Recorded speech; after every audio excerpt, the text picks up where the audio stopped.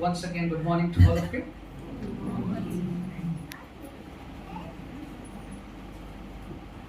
If you have your Bibles, you can turn to Luke chapter 24.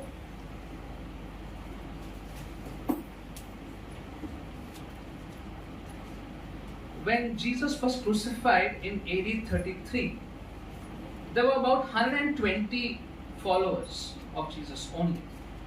As per Acts 1:15, if you read, you will find there were 120. जब यीशु मसीह को क्रूस पर चढ़ाया गया, उस समय ईस्वी 33 में, उस समय उनके करीबन 120 चेले थे, जो हम प्रेरित 1:15 में हमें पढ़ने को मिलता है. As per a survey of 2020 में जो सर्वेक्षण किया गया, in that survey there are 2.38 billion Christians in the world. 2020 का जो सर्वेक्षण किया गया, उसमें 2 अरब 38 करोड़ मसीह लोग हैं, लोग जो मसीह को मानते हैं, मसीह को अपना कहते हैं. As of today, 31% of the population of the world is Christians. आज की तारीख में 31% लोग जो हैं संसार में मसीह हैं. 24.9 is Muslims. 24.9 जो हैं वो मुस्लिम्स हैं. Majority of the world identifies themselves as Christians. संसार का जो अधिकतर लोग हैं वो अपने आप को मसीह मानते हैं. In fact, 1 out of 3, as per a mathematical calculation, 1 out of 3 persons on this earth is a Christian. गणित के हिसाब से हर 3 में से एक व्यक्ति इस संसार में on an average जो है वो मसीह है. The Christian Church is the largest organization on planet Earth. इस पृथ्वी पर जो मसीह की कलीसिया है, सबको जोड़ दें, सबसे बड़ी संस्था है. How did the 120 people grow to this number today? केवल 120 लोग उस दिन 2000 वर्षों में कैसे आज 2.38 बिलियन, 2 अरब 38 करोड़ कैसे हो गए? Were they offered jobs? Were they offered money to follow Christ? I don't think so. क्या उनको पैसा दिया गया? क्या उनको प्रलोभन दिया गया कि आप मसीह बन जाइए? नहीं. It was because of the resurrection. पुनरुत्थान की वजह से. That changed everything. पुनरुत्थान ने पूरा नजरिया लोगों का बदल दिया. And the resurrection of Christ makes sure that we don't commemorate the life of Jesus, but proclaim the living Lord Jesus in our times. जो पुनरुत्थान है उस बात को निर्धारित करता है कि हम सिर्फ यीशु के स्मरण में ऐसे संगति ना करें, लेकिन उस जीवित यीशु के नाम की घोषणा करें. 1 Corinthians 15:17 Paul says, if there was no resurrection, there would be no Christianity. Our faith would have been in vain. पौलुस कहता है कि अगर पुनरुत्थान ना होता, अगर यीशु मसीह मुर्दों में से ना जी उठा होता, तो हम लोग मसीह नहीं होते, हमारा पूरा जो विश्वास है वो व्यर्थ चला गया होता. But thanks be to God that we are worshiping the resurrected living Lord Jesus Christ. प्रभु को धन्यवाद हो कि हम जो पुनरुत्थान प्राप्त किए हुए यीशु मसीह जो जीवित है, हम उसकी आराधना करते हैं. So what happened that Sunday morning in Jerusalem? Jerusalem में उस इतवार की सुबह क्या हुआ? Thank you for the Sunday school. They actually did that skit and that they gave an idea of what happened that day. Sunday school ने जो अपना नाटक किया, उसमें थोड़ा सा आइडिया लग गया कि उस दिन सुबह क्या हुआ था. So just 2 days back, Jesus was buried in a stone tomb. 2 दिन पहले की बात है कि यीशु को एक पत्थर की कब्र में दफना दिया गया था. It was guarded by the Roman soldiers. और वहां पे जो प्रहरा था, वो प्रहरा जो था वो रोमन सैनिकों का था. And all the disciples had gone into hiding. सारे जो शिष्य थे वो अपने अपने घरों में जगहों पे छुप चुके थे, डर के मारे, वो इतना डरे हुए थे. And early in the morning, some women disciples of Jesus go to the tomb but find it empty. सुबह सुबह कुछ यीशु मसीह के जो स्त्री चेले थे वो गए कब्र पे, देखा कि कब्र जो है वो खाली है. The other disciples came rushing to check it out. बाकी शिष्य दौड़े दौड़े आए, देखने के लिए, पतरस आया, यूहन्ना आया, बाकी लोग आए देखने के लिए, और देखा the tomb is empty, जो कब्र है वो भी खाली है. The Roman soldiers quickly prepared a press release accusing the followers of Jesus of stealing the body of Jesus. जो रोमन जो सैनिक थे, जो पहरे पे थे, वो डर गए और उनकी तो जान ले ली जाती, तो उन्होंने एक कहानी गढ़ दी कि यहाँ जो चेले थे वो आके यीशु के शरीर को यहाँ से चुरा करके ले गए. And that was it. That was the end of Easter Sunday. That day. बस इतना ही हुआ उस दिन. Such an unglamorous presentation. Don't you think so? Such an unglamorous presentation of the most significant event of history. इतनी बड़ी घटना घट रही थी, संसार की सबसे बड़ी घटना, बिना किसी शाना शौकत के, इतना फीका. I was imagining an alternate storyline for Easter Sunday. मैं सोच रहा था, एक वैकल्पिक घटनाक्रम मैं अपने मन में सोच रहा था. Like what if on Saturday evening the angels did an announcement. शनिचर की शाम को रात में मैं सोच रहा था, it's not true, कि जो स्वर्गदूत थे उन्होंने एक अनाउंसमेंट किया, Hear ye, Jerusalem. जेरूशलम के लोग जो हैं वो सुन लें. Tomorrow morning at 4 a.m. Jesus will rise from the dead. कल सुबह 4 बजे यीशु मसीह जो है वो अपनी कब्र में से जी उठेंगे. He will come out of the tomb. वो अपनी कब्र में से निकलेंगे. You all cordially welcome to witness this mega event. आप सब लोग आइए, परिवार को लेके आइए और इस बड़ी घटना को आके देखिएगा. And don't worry, Jesus will provide breakfast also. और यीशु आपको नाश्ता भी करा देगा. And the people would have believed it because it already fed them. And the disciples would have rushed and started preparing. जो शिष्य थे वो दौड़ा भागी करते, तैयारी करने लगते. Buying garlands for Jesus. अगर इंडिया होता तो buying garland की जब निकलेंगे तो माला पहनाएंगे यीशु मसीह को. And the next morning 4 a.m. the trumpet sounds. तुरही बजी, and a fire from heaven came and removed the stone from the tomb door. And out comes Jesus with white sparkling clothes. उसमें से यीशु मसीह निकले, सफेद कपड़ों में, चमचमाते कपड़ों में बाहर निकले. And a voice from heaven says, "This is my son whom you had crucified. Now he's going to live forever." और आसमान से एक आवाज आई कि ये मेरा पुत्र है जिसको तुमने क्रूस पर चढ़ाया था, अब ये जीवित है. And Pilate and Herod and others, they all fall on their knees and they are pleading for forgiveness. पिलातुस और Herod, बाकी सब लोग गिर गए अपने घुटनों पे और माफी मांगने लगे. Thousands of visitors who were that day because of Passover would have instantly put their belief in Jesus. हजारों लोग जो वहां आए थे फंसे की वजह से, वो अपना विश्वास यीशु में डाल देते. That would have been a very glamorous, and a big show. यदि ऐसा होता तो बहुत ज्यादा शो होता है, ग्लैमर होता, अच्छा लगता देखने को. It didn't happen that way. ऐसा कुछ नहीं हुआ. There was no fanfare. कोई ऐसा बड़ा घटना नहीं हुई. There was no fanfare either at his birth either.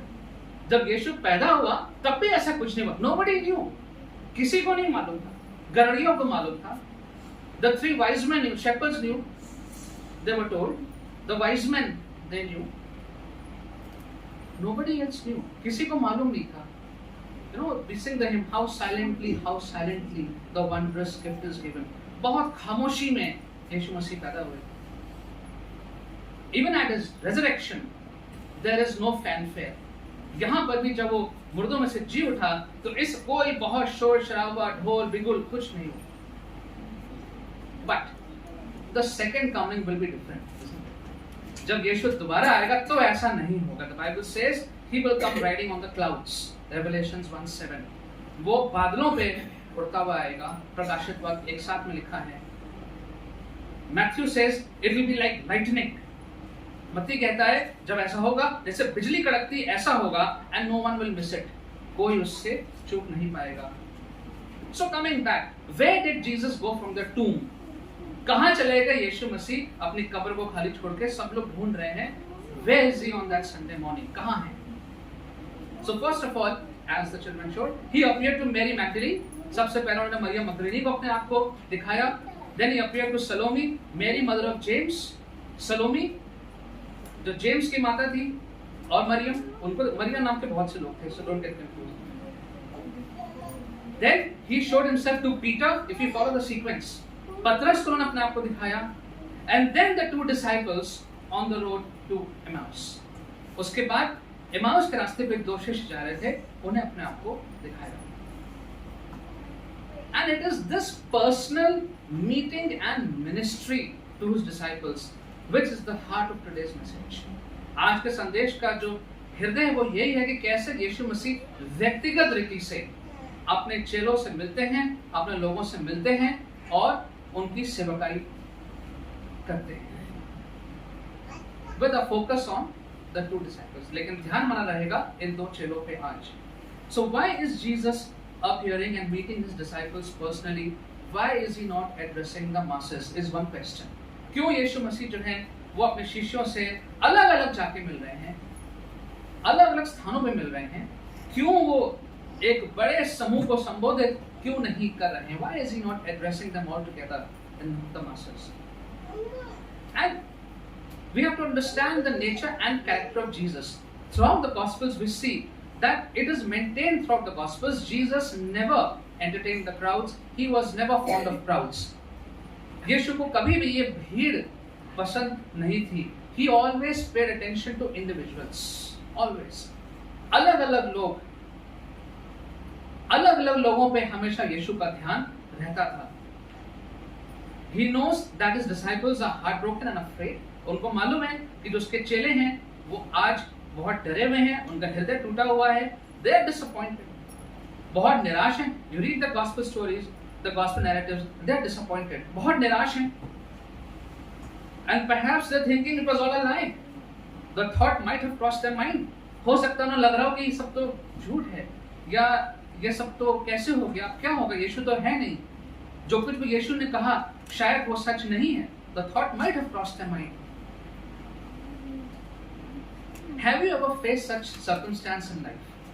क्या ऐसी परिस्थितियां आपने कभी महसूस करी हैं? Disappointed with God, as these disciples, कि परमेश्वर से निराश. All that you had expected and hoped for didn't come through.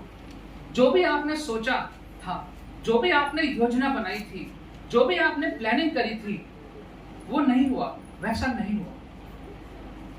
You know what can be the most disappointing moment in one's life? किसी के जीवन में सबसे निराशा का अवसर क्या हो सकता है? That what you had hoped for the most, that what you had hoped in the most has let you down. जिस चीज में आपने सबसे ज्यादा भरोसा किया था, उसी चीज ने आपको नीचा दिखाया. And whenever you feel that way, whenever you are disappointed with God, remember He is coming for you. That's what we see over here. जब भी हमें निराशा लगती है, जब भी हमें ऐसा लगता है कि हमारे पास कोई आशा नहीं है, हम इस बात को जान लें, स्मरण कर लें कि हमारा प्रभु यीशु हमारे लिए आता है. He won't let you sink in your fears. वो आपको अपने भय में डूबने नहीं देगा. Maybe it's your life, your career, your marriage, your job. Maybe it's a mess. It's possible. Maybe the marriage didn't work out as you thought. Maybe this is not the dream job that you wanted. Maybe you think your life is a mess. Your career is ruined. हो सकता है आपको ऐसा लगे मेरा विवाह, मेरा जीवन, मेरा कार्य, मेरी नौकरी वो नहीं है जैसा मैं चाहता था. But Lord, I trusted you. I prayed to you. But now where are you? मैंने आपसे प्रार्थना करी थी, मैंने भरोसा किया था, अब ऐसा हो गया, अब आप कहाँ हैं? And the 2 disciples probably are feeling the same. If you see what they told Jesus, that's what you make up. जो उन्होंने बातें यीशु से कही, उससे तो यही समझ में आता है कि वो बहुत बहुत निराश थे. Now Luke calls one of them Cleopas. Luke जो है कहता है कि उसमें से एक जो है वो है Cleopas.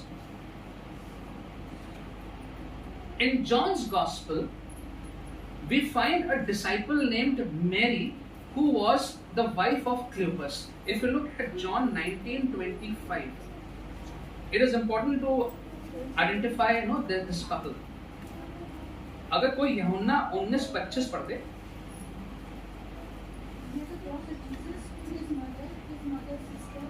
Mary, the wife of Clopas, and many Manasseh. परंतु यीशु के क्रूस के पास उसकी माता और उसकी माता की बहन मरियम, क्लोपास की पत्नी और मरियम मगदलीनी खड़ी थी। Mary, the wife of Cleopas. Scholars believe that Cleopas was the younger brother of Joseph, that is the brother of Jesus. जो बाइबल के विद्वान हैं उनका ऐसा मानना है कि जो क्लोपस है वो प्रभु यीशु के पिता यूसुफ का छोटा भाई था. Therefore, this Mary, the wife of Clopas, would be the sister-in-law of Mary, mother of Jesus. Sister-in-law Hindi में क्या है? देवरानी. तो अगर हम इस बात पे ध्यान देते तो इसका मतलब ये होगा कि ये जो मैरी है क्लोपस की पत्नी, ये प्रभु यीशु मसीह की माता मैरी की देवरानी है. And that makes sense. When everybody has left, the Devrani, the sister-in-law, is there comforting Mary, mother of Jesus. जब सब लोग भाग गए थे तो परिवार के सदस्य जो हैं, ये जो मैरी है, जो देवरानी है माता मरियम, उनके साथ खड़ी हैं. वचन में लिखा हुआ है यूहन्ना 19 में सांत्वना दे रही हैं. And most Bible scholars agree that it was this couple, Mary and Cleopas, over here, who were returning back to their village home. अधिकतर विद्वानों का बाइबल का ये मानना है कि ये जो दो शिष्य यहाँ पे हैं, उसमें जो क्लियोपस है और उसकी पत्नी मरियम है, ये दो वापस अपने गांव को लौट रहे हैं. And these two must have been very faithful followers of the Lord. ये जो दो हैं, ये प्रभु यीशु मसीह के बहुत विश्वास योग्य शिष्य रहे होंगे. They were part of the inner circle of Jesus. जो यीशु मसीह का जो खास जो लोग थे, अंदर के जो लोग थे, ये उसका हिस्सा रहे होंगे. They must have been eyewitnesses of the ministry of Jesus. यीशु मसीह की सारी सेवकाई को उन्होंने आंख से देखा होगा. The miracles of Jesus, the triumphant entry into Jerusalem, जो यीशु मसीह के आश्चर्य कर्म थे, जब यीशु मसीह यरूशलेम, हर चीज इन दोनों ने देखी होगी, इस जोड़े ने देखा होगा. But from verse 18 to 24, if we see in our text today, we see how disappointed they are. We will not read the whole thing, it has been read already. 18 से 24 में आप देख सकते हैं कि कितना ये जो है वो निराश हैं.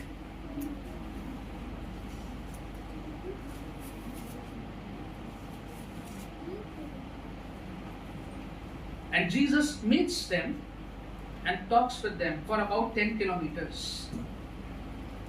10 किलोमीटर तक यीशु मसीह उनके साथ पैदल चले और उनसे बातचीत करी.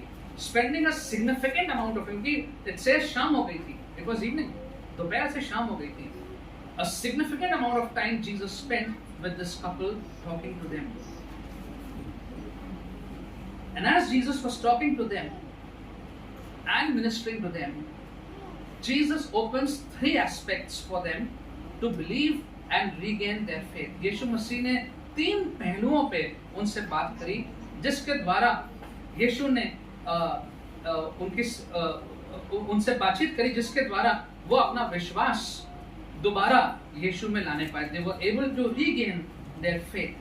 So the 3 aspects that Jesus covered were: Jesus opened the scriptures, secondly Jesus opened their eyes, and thirdly Jesus opened their understanding. यीशु ने उनके सामने वचन को खोला, यीशु ने उनकी आंखों को खोला, और उसके बाद यीशु ने उनकी सोच समझ को भी खोला. And briefly we'll look at all 3. Look at verse 27. Verse 27. And beginning with Moses and all the prophets, he interpreted to them in all the scriptures the things concerning himself. Hindi में पढ़ लीजिए. तब उसने मूसा से और सब भविष्यवक्ताओं से प्रारंभ करके सारे पवित्र शास्त्रों में से अपने विषय में की बातों का अर्थ उन्हें समझा दिया. Why did Jesus open the scriptures to them? Is a question. Wasn't it enough to just come before them the way he, in his original form, and they would have fell at his feet? But the scripture says they were kept from recognizing. वचन में लिखा हुआ है कि ऐसा किया गया कि वो यीशु को उसी वक्त तुरंत पहचान ना पाए। और यहाँ पे यीशु ऐसा कर सकता था कि उनके सामने आता और वो यीशु को देख के थोड़ा शायद डरते, लेकिन शायद वो अपना विश्वास तुरंत डाल लेते। 5 मिनट लगता केवल, and Jesus could have gone and done some other work. 5 minute के बाद यीशु कहीं और चले जाते, दूसरे लोगों से भेंट कर लेते। Why is Jesus spending so much time opening the scriptures? And it says, beginning with Moses and all the prophets, interpreting to them all the things concerning himself. मूसा से लेकर के नबियों, समय लगा होगा इतना सब पढ़ने में, समझाने में। Why? It is just to reiterate the truth that the word of God is the strong foundation for our faith. हमारे जो विश्वास है उसकी सबसे मजबूत जो नींव है वो है परमेश्वर का वचन। How did Jesus begin his public ministry? यीशु ने अपनी जो सेवा की समाज में कैसे आरंभ करी थी? He entered into a synagogue and he picked up the scroll of Isaiah and he read from that scroll. जब यीशु गए उस मंदिर में गए, वहां पर उन्होंने वचन को उठाया, यशाया को उठाया, and he read. The Spirit of God is upon me. You know that. It's called Nazareth Manifesto. वहां पे गए, उन्होंने पूरा वहां पे पढ़ा, वचन को पढ़ा। When he was being tested by the devil, what did he do? He used the scriptures. जब यीशु मसीह की परीक्षा हो रही थी उस रेगिस्तान में, जंगल में, उन्होंने वचन का प्रयोग किया। In all his discourses, Jesus gives several direct references to the Old Testament. जितनी बार यीशु ने प्रचार किया, कहीं न कहीं प्रत्यक्ष रूप से उन्होंने पुराने नियम से वचन को लोगों के सामने रख दिया। What does that mean? इसका मतलब क्या है? So for the disciples it meant that the word of God is empowered to help them face all questions of their faith. कि परमेश्वर का जो वचन है वो इतना सशक्त है, शक्तिशाली है कि उनके जितने भी सवाल हैं, जितना भी भय है, संदेह है, वो वचन के द्वारा उनको मार्गदर्शन मिल सकता है। Jesus explained to them from the scriptures, says over here. प्रभु यीशु ने उनको वचन से अपने बारे में सारी बातें समझाई। For us it means the same. हमारे लिए भी यही बात लागू होती है। And I want to emphasize to always consider the full Bible as the word of God. मैं फिर आज बात पे जोर रखना चाहूंगा, पूरी बाइबल को परमेश्वर का वचन माने। There are several Jesus only groups today. आज ऐसे बहुत से समूह हैं जो पूरा ध्यान केवल यीशु मसीह पे लगाते हैं। They misguide the people into thinking that Old Testament is irrelevant. बहुत से ऐसे समूह हैं जो पुराने नियम पे ध्यान नहीं देते, कहते हैं इसकी आवश्यकता नहीं है। Please don't ignore the. I know that people of Grace Bible Church don't ignore the Old Testament.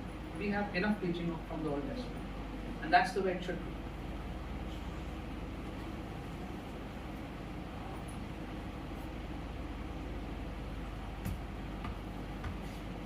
Why did Jesus open the scriptures? If there's a story in Luke 16:19 and following, it's a long story. The story of the rich man and Lazarus. We can just turn to it. I might just take 1 or 2 verses, will not read the whole portion. लूका 16 और 19 के आगे आप देखेंगे इधर, the story of rich man and Lazarus. So this rich man, was, who feasted, and there was also a poor man outside his house, Lazarus. And then both of them died. दोनों लोग मरे. And then it says that the rich man, he reached Hades, वो नरक पहुंच गया. And then he saw that Lazarus is with Abraham. And so I'm just cutting the story short. And so he tells Father Abraham, just a story, that is it possible? For this Lazarus to go and tell my brothers about this, so my brothers are saved. क्या ऐसा हो सकता है कि Lazarus को भेज दिया जाए मेरे भाइयों के पास, ताकि वो बचा लिए जाएं. That is verse 27. I'm just cutting it short. And Abraham said, verse 29, they have Moses and the prophets, let them hear him. Ibrahim ने कहा उनके पास तो वचन है, मूसा का वचन है, नबियों का वचन है, वो उसको पढ़ ले.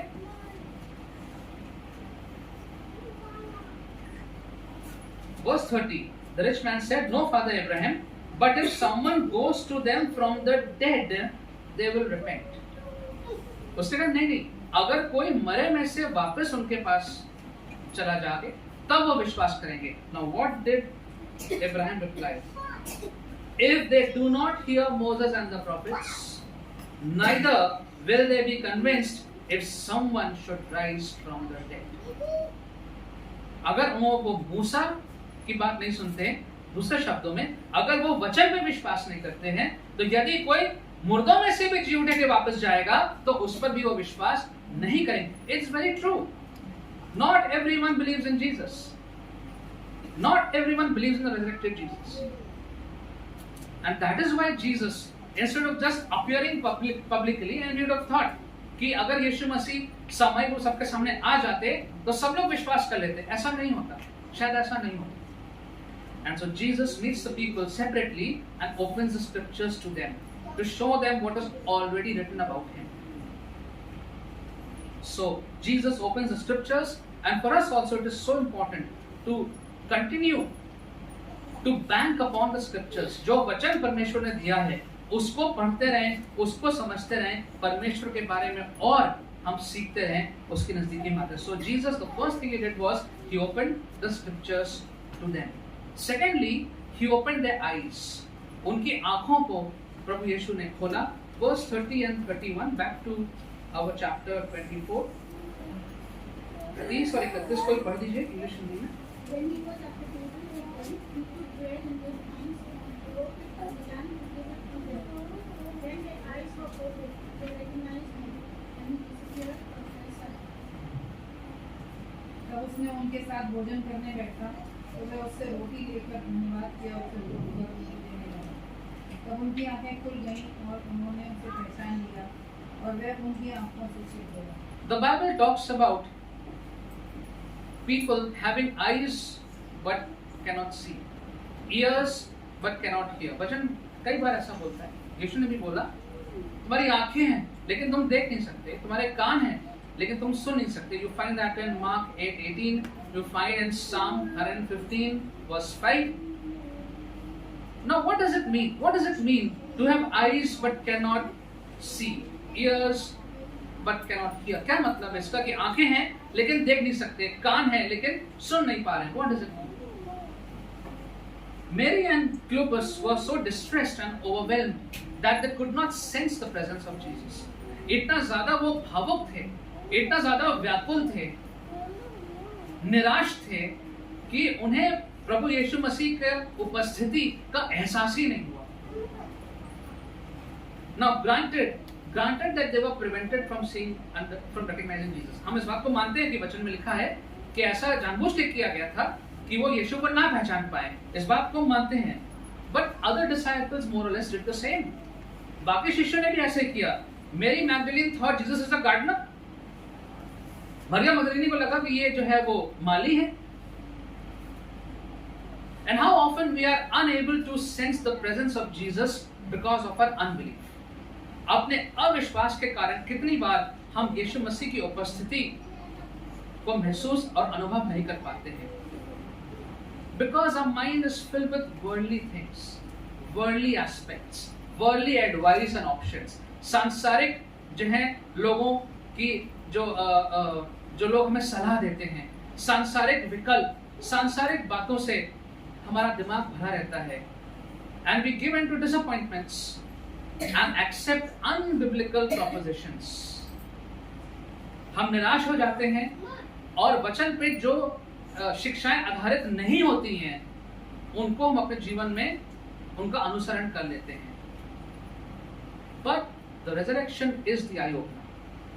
जो प्रभु यीशु मसीह का पुनरुत्थान है वो हमारी आंखों को खोलता है. God's plan, God's power, God's holiness is all revealed to all those who are prepared. परमेश्वर की योजना, परमेश्वर का सामर्थ, परमेश्वर की पवित्रता ये सब चीज का खुलासा होता है हमारे ऊपर जब हम इस बात के लिए तैयार रहते हैं. When were the eyes of Mary and Clopas opened? कब इनकी आंखें खुली? When they were having communion, when they were breaking the bread. जब वो प्रभु भोज करने लगे तब उनकी आंखें खुली. What were they reminded of? क्या याद आया उनको? The sacrifice of Jesus. प्रभु यीशु मसीह की बलिदान उनको याद आया. God opens the eyes of unbelievers to experience Jesus in our daily lives. परमेश्वर हम सारे विश्वासियों की आंखों को खोलता है कि प्रतिदिन के जीवन में हम यीशु मसीह को अनुभव करने पाए. And so the second thing Jesus did for these two was he opened their eyes. He opened the scriptures to them, helped them to think, and then he opened their eyes. पहले वचन को खोला उनके सामने, उसके बाद उनकी आंखों को यीशु ने खोला. Verse 32, they say, can someone read please? They said to each other, did not our hearts burn within us while he talked to us on the road, while he opened to us the scriptures? उन्होंने आपस में कहा, जब वह मार्ग से हमसे बातें करता था और पवित्र शास्त्र का अर्थ हमें समझाता था, तो क्या हमारे मन में उत्तेजना न उत्पन्न हुई? The Holy Spirit was testifying to them and speaking to their conscience. पवित्र आत्मा उनसे बातचीत कर रहा होगा और उनके विवेक को बता रहा होगा इन सब बातों के बारे में. That is why the hearts were burning.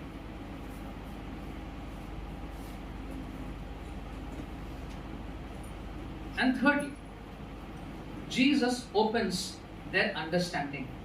प्रभु यीशु मसीह उनकी सोच और समझ को खोलते हैं.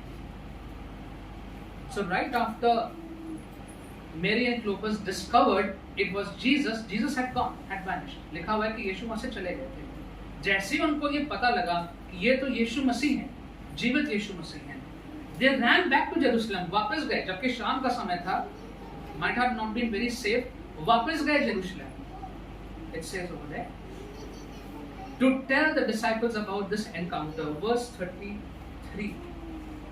And they rose that same hour and returned to Jerusalem, and they found the 11 and those who were with them gathered together, saying, the Lord has risen indeed, he has appeared to Simon. And they were talking to each other about his resurrection. वापस जाके उन्होंने और शिष्यों को इस बारे में बताया.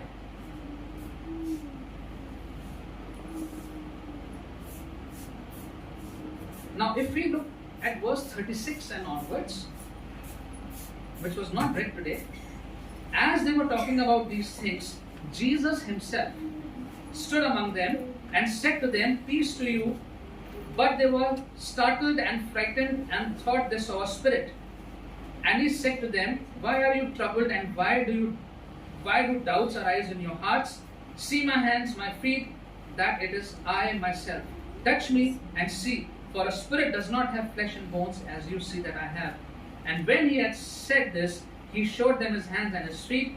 And while they were they still disbelieved for joy and were marveling, he said to them, have you anything here to eat? They gave him a piece of broiled fish, and he took it and ate before them. And then if you read on verse 45, then he opened their minds to understand their scriptures. यीशु मसीह उनके बीच में गए, उनसे बातचीत करी, उनसे कहा कि तुम क्यों विश्वास नहीं करते हो, मेरे हाथों के जख्म को देखो. फिर कुछ खाने को उनसे मांगा, और फिर लिखा हुआ है 45 पद में कि फिर उसने उनके मन को, उनकी बुद्धि को खोला कि वो वचन की बातों को समझने पाए.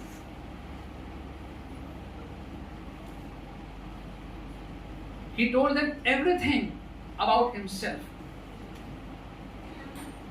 And so again, we got to go back to the scriptures. हमको वापस परमेश्वर के वचन पर जाना. Jesus again and again and again takes us back to the word of God.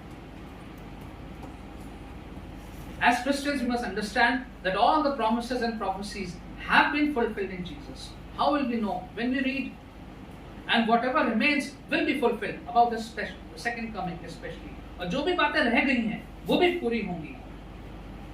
And because of that, we can trust Jesus with our lives. हम अपने जीवन को यीशु के हाथ में देख सकते हैं. As the song says, He is the promise keeper. He is the way maker. He is the miracle worker. वो अपने वादों को रखने वाला परमेश्वर है, वो हमारा मार्ग बनाने वाला परमेश्वर है, आश्चर्य कर्म करने वाला परमेश्वर है. And he says, I have a plan for you, plan to prosper you. If he says I have a plan, he will prosper you. अगर उसने कहा है कि मेरे पास ऐसी योजना है तुम्हारे लिए, तो फिर वो योजना अवश्य पूरी करेगा. No power can stop Jesus from fulfilling his promise for you. कोई भी ताकत नहीं रोक सकती यीशु को कि वो अपनी योजनाओं को आपके जीवन में पूरी करे. There's only one obstacle, that is me. एक ही रुकावट है, और वो मैं खुद हूं.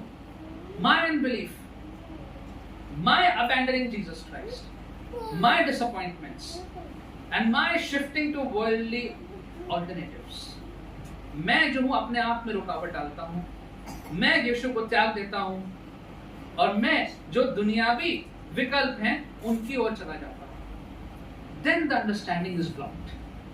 तब वो जो सोच समझ है वो रुक जाती है. Let me sum up some of these thoughts now. इन सारे विचारों को मैं एक साथ लेकर आना चाहूंगा. A little bit philosophical. The world is slowly coming to an end. We know it.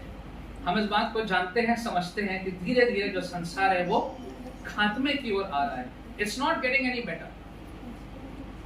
खात्मे की ओर आ रहा है. This end of resources, this end of good climate and environment is full of sickness and new diseases. जो हमारा वातावरण है वो बिगड़ रहा है, जो हमारे संसाधन है वो खत्म हो रहे हैं, नई बीमारियां आ रही हैं. It's a total decline in moral values as well. जितने भी नैतिक मूल्य हैं वो भी सब के सब खत्म हो रहे हैं. And on top of that, there's our personal failures and disappointments. उसके साथ में, उसके ऊपर से हमारे व्यक्तिगत असफलताएं, व्यक्तिगत निराशाएं. And each day can be a struggle for many.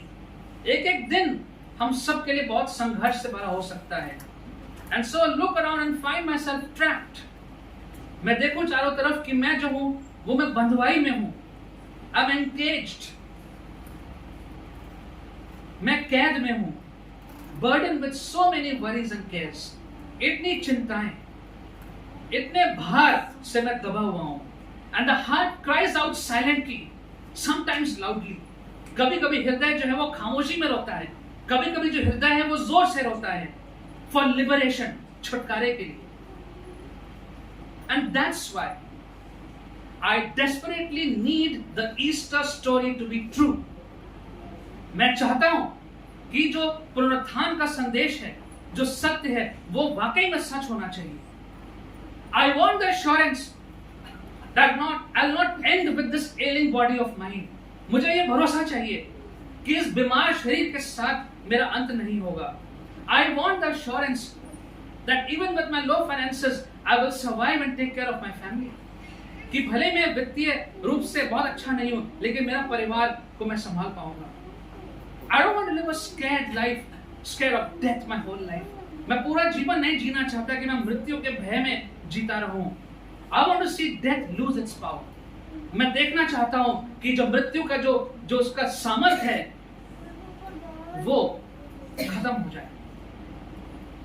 I want to see my life continue even after death. मैं देखना चाहता हूं कि मेरा जीवन इस संसार के बाद भी आगे जीवित रहे. And the answer to all these questions is resurrection. इन सारे सवालों का, सारी भावनाओं का एक ही उत्तर है प्रभु यीशु मसीह का पुनरुत्थान. Jesus was not resurrected for himself. He didn't even need to come to this earth. यीशु मसीह अपने लिए पुनरुत्थान जीवित नहीं हुए. उन्हें तो इस संसार में आने की आवश्यकता भी नहीं थी. He was resurrected for you and me. आपके लिए और मेरे लिए उन्होंने कष्ट को सहा. आपके लिए और मेरे लिए वो पुनरुत्थान को प्राप्त, मुर्दों में से जीवित हुए. It was to reverse your circumstances and my circumstances. जो हमारे जीवन का जो दिशा है उसको पलटने के लिए वो आए. To take away all fears and anxieties, fill you with a living hope. सारे भय, सारी व्याकुलताओं को लेकर के वो हमारे जीवन में एक जीवित आशा को भरते. How much we gather from the resurrection depends on how deeply we understand our faith. पुनरुत्थान से कितना हम सीख सकते हैं, कितना ले सकते हैं, निर्भर करता है हम अपने विश्वास को कितनी गहराई से सीखते हैं।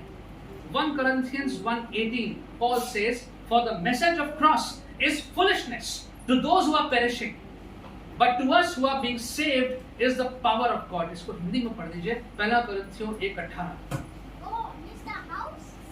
क्योंकि क्रूस की कथा नाश होने वालों के निकट मूर्खता है, परंतु हम उद्धार पाने वालों के निकट परमेश्वर की सामर्थ्य है। जो लोग नाश हो रहे हैं, those who are perishing, those who are into worldly aspects, into worldliness, they are perishing. For them it is foolishness. Easters will come, Easters will go. There will be no change in their lives. कितने Easter आएंगे और चले जाएंगे, लोगों के जीवन में कोई परिवर्तन नहीं। क्यों? They are happy. God says it is foolishness, ये बेवकूफी। But for those who are being saved, those who are responding, it's the power of God. परमेश्वर का सामर्थ्य है उन सब के लिए जो इस बात को ध्यान से सुनते हैं, इसका अनुसरण करते हैं। This is where the wise get separated from the foolish. ये वो बिंदु है जहां पर जो मूर्ख है वो बुद्धिमान से अलग हो जाते हैं। This is where the fake gets separated from the truth. ये वो बिंदु है जहां पे जो झूठा है वो सच में से अलग हो जाता है। This is the point where the true believers get separated from the counterfeit ones. जो सच्चे मसीह हैं वो झूठे मसीहों से अलग हो जाते हैं। And the true believer knows deep down inside their hearts that they belong to Christ. जो सच्चा मसीह है वो जानता है, अपने हृदय की गहराई में जानता है कि वो यीशु मसीह का है। The true believer stands on every word written in the word of God. जो सच्चा मसीह है वो खड़ा रहता है परमेश्वर के वचन पे, हर एक वचन पे वो दृढ़ खड़ा रहता है। And the true believer knows that they have a living friend. जो सच्चा मसीह है उसको मालूम है कि हमारा एक जीवित दोस्त है। The friend who bears all their sins and gives eternal hope. सारे निराशाओं को वो ले लेता है और हमें वो आशा प्रदान करता है। I'm going to end by a song. I hardly do that. I'll do it today. This song would be a summation of all that has been preached today. इस गीत को जो मैं गाऊंगा और आज जो वचन के मैंने प्रचार किया है, सारी बातें इस गीत में आप सुन सकते हैं।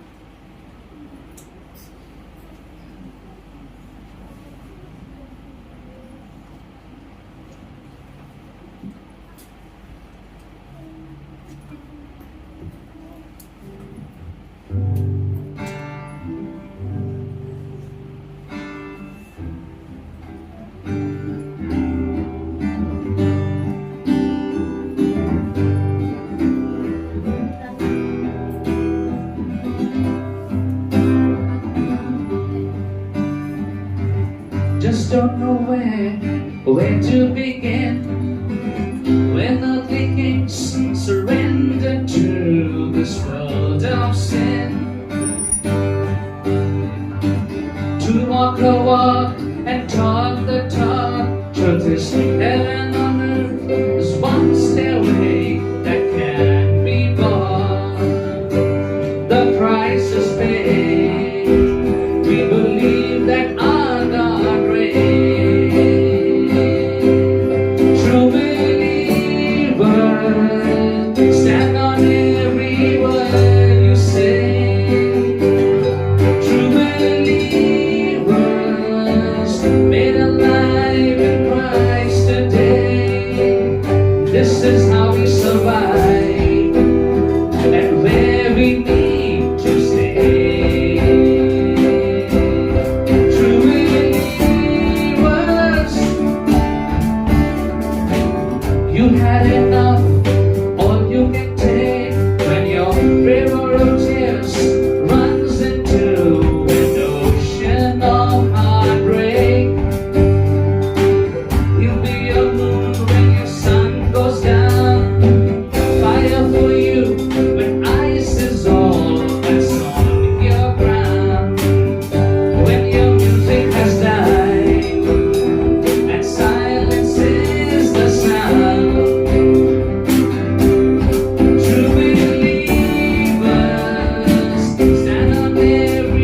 word you say.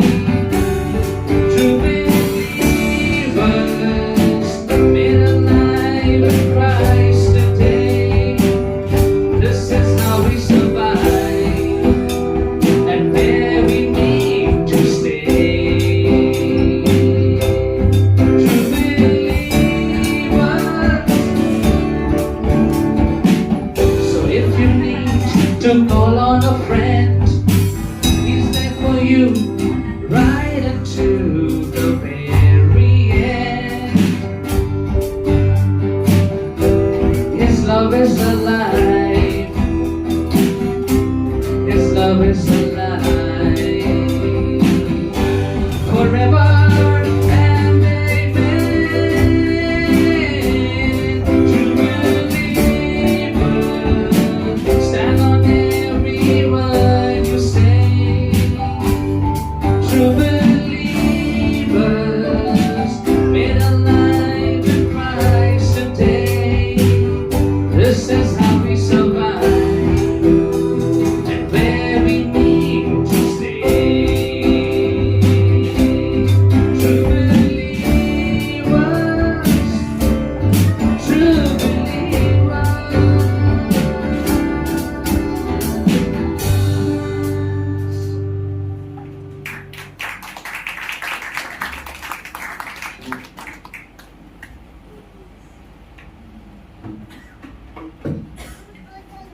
Let's pray. Our Father, we thank you for you being a personal Savior. Thank you, Lord, that you reach out to your people personally. प्रभु जी, आप हमारे व्यक्तिगत उद्धार करता है और आप व्यक्तिगत रीति से हम सब के पास आते हैं. Thank you, Lord, that this resurrection of yours is not a public event. It's a private event. धन्यवाद प्रभु कि ये जो पुनरुत्थान है वो बहुत बड़ा सामूहिक कोई त्योहार नहीं है, लेकिन व्यक्तिगत रीति से आप हमारे पास आते हैं और व्यक्तिगत रीति से आप अपने आप पे हमको प्रकट करते हैं और हमारी निराशाओं को, भय को आप भर लेते हैं. Lord, you come to us, you take away our fears, you take away anxieties, and you fill us with your love. Lord, we pray this morning in a very special way. You fill each one of us with that assurance that we all need in different ways and measures. प्रभु जी, आपका भरोसा जो हमें से हर एक व्यक्ति को चाहिए अलग अलग अपनी परिस्थितियों में, आप उससे हमको भर दीजिए. Help us, Lord, to be renewed and refreshed. प्रभु जी, हम एकदम तरोताजा हो जाएं आपके द्वारा. Bless us, Lord, and send us out with your blessings. हमें आशीषित करिए प्रभु जी. Fill us with your strength. हमें सशक्त करिए परमेश्वर. And help us, Lord, to ready to face the life challenges, knowing that we have the resurrected Jesus with us. हम अपने जीवन की चुनौतियों को सामना करने पाएंगे जान के कि जीवित प्रभु यीशु मसीह हमारे साथ. In Jesus' precious name.